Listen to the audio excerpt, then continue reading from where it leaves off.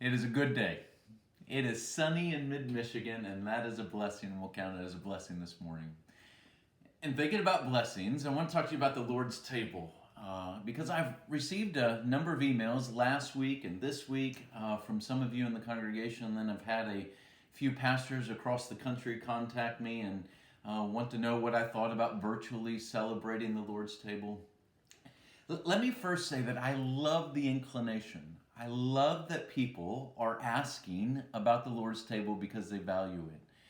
You know, we've lived through a couple of generations where there was a devaluing of the Lord's table, and people recognize now the importance of it, and that grace is conferred to us by the Spirit when we come to the table and take of the bread and the cup. And so I love that there is this inclination of wanting to take of it together, even virtually. But let me tell you why we're not going to. You know, this would have been a Sunday because in a week from Sunday is Easter. We would have moved up the Lord's table to this Sunday at URC. We would have taken it together this upcoming week on Monday, Thursday together, but we're not going to virtually. And let me give you a couple of reasons why. One is because if you think about the table, it's tied to the word preached and the word read, and it's also tied to church discipline. The elders oversee all of those things, and we'll see that in a couple of weeks when we proceed here in Matthew and we get to the keys of the kingdom being given to Peter, is that these three things are tied together. And so the elders oversee the administration of the Lord's table and who receives it. But maybe even more importantly is what we talk about, the Lord's table being, one of the words we use for it is communion. It's not only communion with God, but it's communion with one another. Look at the language that Paul uses here in 1 Corinthians 11 when he is, this most important text about the Lord's table, when he's talking about the celebrating of it in Corinth. 1 Corinthians 11, verse 17, when you come together. 1 Corinthians 11, verse 18, when you come together as a church.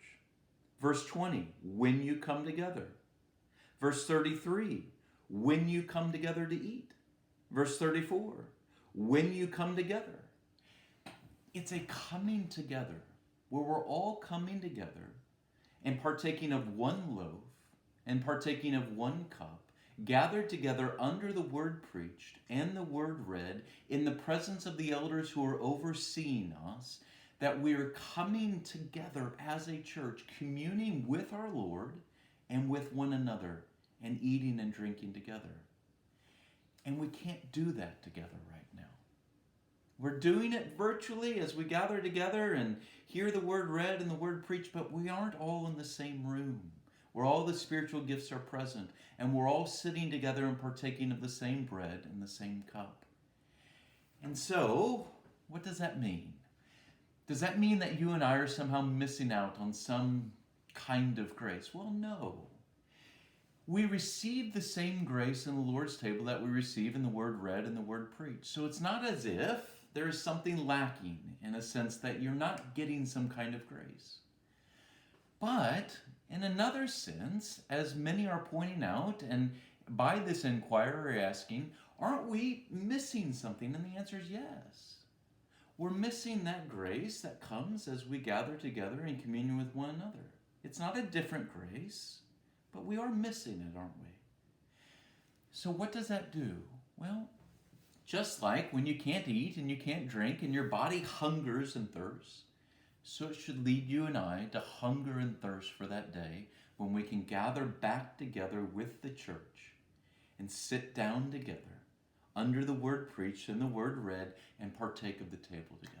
And we long for it. We hunger for it. It will be a glorious day when we can gather back together at University Reformed Church and worship together. It is what I long for and hunger for. And I promise you, on that first Sunday that we gather back together, by God's grace, we will partake of the table together. And maybe we won't greet each other with holy kisses. That may be out the door. Maybe not even a hug or a high five, but we can give each other high elbows. And we'll celebrate together.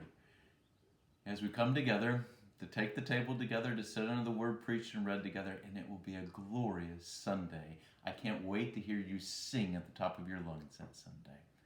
Let's hunger for it and thirst for it.